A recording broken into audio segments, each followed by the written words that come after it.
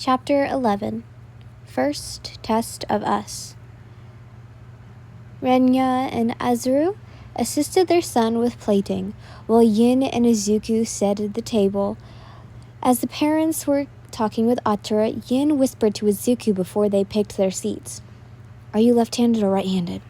she asked, leaning over the back of the chair as she looked up to him. Right-handed? Why? Okay, sit," she demanded, pulling out a chair and patting the seat. He did as told. Once he settled in, she sat in the seat to his left, grabbed his hand, and placed his palm on her thigh. Izuku's face exploded into flames, his face turning red. "What are you doing?" he whispered quickly, glancing at the parents and back at her. She leaned forward, setting her elbow on the table and talking into the palm of her hand. "I thought about it, and it would be a problem if they asked a question you can't answer while we eat. And you suddenly reach for my hand just to squeeze it, so keep your hand on my leg and squeeze it if something bothers you." She looks just as embarrassed, unable to look in his direction, Izuku thought to himself, grinning. "I always think she's tough, but I always forget she can get nervous too." Eventually, everyone gathered at the table for dinner. Only a few minutes into the meal did the first question begin. "So Yin, tell us," Renya asked with a warm, curious smile. "How did you meet Izuku?" "Actually, we met as soon as I moved out here," she said, turning to Izuku with a pretty grin. "I was at the beach with some friends, and he was with a couple of his. They were playing sand volleyball, and we joined in. After that, we played volleyball every day for the entire summer, until he finally worked up the guts to ask me out on a date." "Aw, how sweet." Renya blushed, her hand on her cheek. She then glanced over to Yin's shoulder into the living room, pointing to their wedding photo. "That must be why you got married on the beach." "Why, yes, it is," Yin confirmed. "You know," Renya started, looking back at Yin with an unwavering gaze. "It's such a shame that we weren't invited to your wedding. Atura didn't even mention that you got married until we started to talk about him entering UA." Yin felt her breathing begin to pick up. The air between her and the mother felt like it had suddenly been sucked out of the room. Her yellow eyes began to suddenly glow, but enough for Yin to realize she's using her quirk. Izuku watched their state, confused. What's with this intention? I can't put my place on it, but it feels off, he thought, confused. Yin gave a small grin, unfazed. "Oh, it was really a small wedding. Just our intimate families, nothing big." Renya waited for a moment before smiling back. "I see. Of course, that's the way to do it." "Atura tells us that you work at UA now," Urzu asked curiously. "A temporary assignment, he called it?" Yin scoffed. "Yes, just for a couple months. A teacher there is on maternity leave, so I was sent to take her place." "My, it's good to know that the two of you are watching over Atura at school and at home." Renya leaned over to pat Atura's head, who sat at the head of the table. He blushed, pulling himself from his mother's touch. "Mom, are his grades good?" Azuru turned to Izuku. He nodded. "Atura is actually the top of my class. He's doing amazing with his studies and with his hero training. The two of you should be proud of him." Renya sighed, cupping her cheek. "My, what a relief. Part of me thought I would visit to see my baby all bruised and battered, but he looks to be in tip-top shape, and he's passing his classes." Izuku and Yin slouched. "Little did they know he's usually bruised every other day." "To be honest," Azura continued, "as I'm sure the two of you know, we really were skeptical about letting him become a hero in the first place. You see, my father was a hero, and he died in battle. We don't want our son to meet the same fate, even if meant protecting others. Oh, I'm sorry, sir. I had no idea. Izuku gave his condolences, and Azure shook his head kindly. It's all right. No need to worry. He was a great man until the end. Anyway, he wanted Atura to pursue something safer, something just as noble, like becoming a lawyer like me or a doctor like his mother. But he's stubborn. It's good to hear that he's seeing this dream through. Yin turned to Atura with a side smile. Trust me, he's putting his all into becoming the world's next big hero. You shouldn't worry about him. Atura smiled back, his eyes thanking her. We were just glad that Atura is able to be taken care of by the two of you, Renya said as she took a sip of her wine.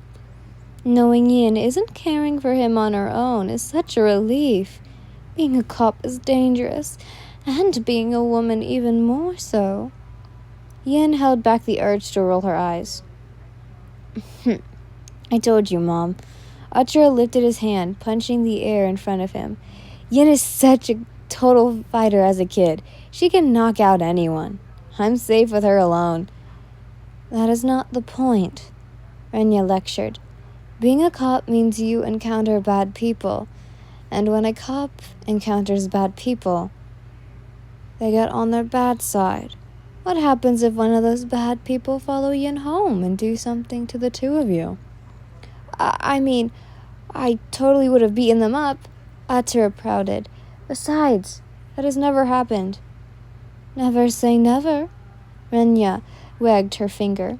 Anyway, having two adults around is quite better for you mentally. Either way, it provides greater stability and follows for different parenting perspectives on a child.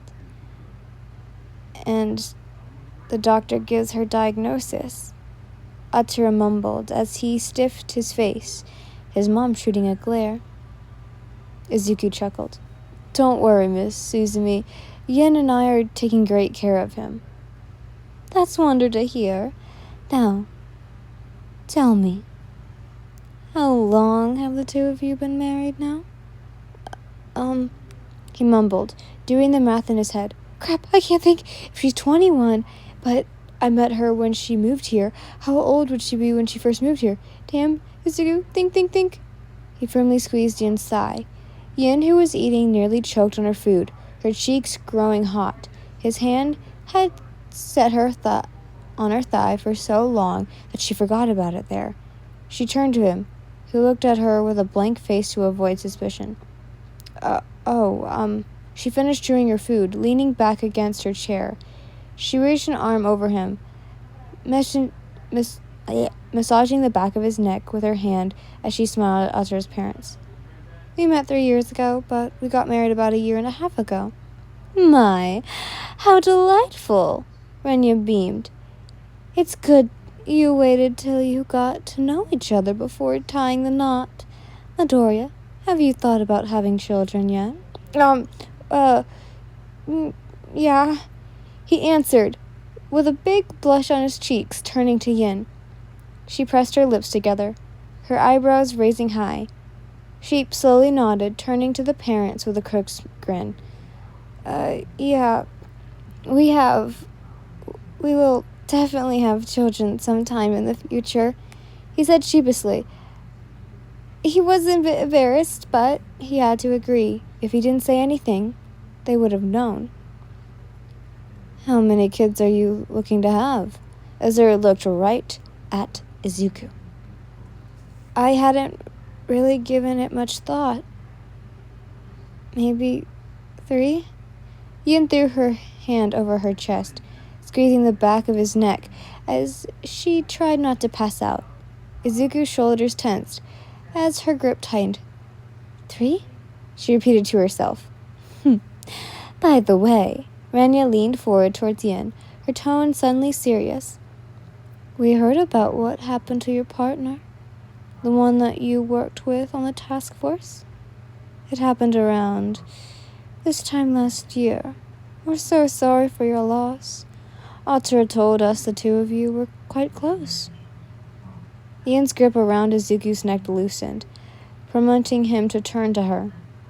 Her dew-like eyes began to wrinkle, the hues of blue, hazel, and brown, almost fading in one color.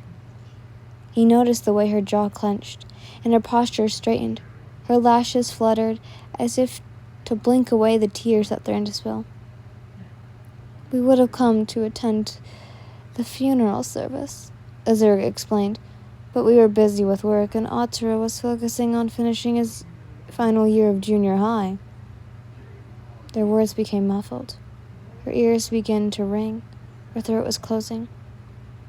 Don't cry, she thought, putting all her energy into preventing the burning tears from falling as they stung to the bottom of her eyes.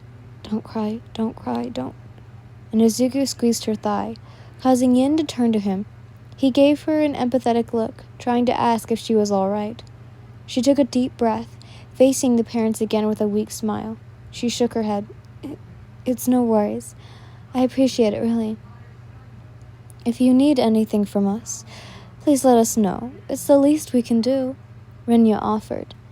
After a moment of pained silence, Atsura cleared his throat, breaking the tension to talk about his life at UA. While he rambled, Izuku squeezed Jin's thigh one more time. She glanced at him, then rested her hand on top of his. As they cleaned after dinner, Renya and Yin washing the dishes while the men wiped the table, took out the trash and swept. When all was done, they walked Atsura's parents to the front door to see them off. Thank you so much for coming to see us. Izuku shook Uru's hand. Yin agreed, holding Izuku's other arm as she leaned against him. It was nice catching up with you guys. It was an amazing meal. We had a great time, Izuru chipped. Well, the two of you should get going. Atsura hugged his mother tightly before grabbing her purse off of the coat rack and handing it to her with an abnormally big grin. You wouldn't want to miss your last train. Oh, there won't be any need for that. Renya waved her hand, taking her purse and slinging it over her shoulder. We'll be back in an hour or so. They all froze. Why is that? Atsura questioned. What do you mean? Didn't we tell you? Renya's head fell to the side, her silky black hair following in her movement. We'll be staying here for the next month. The next month? What?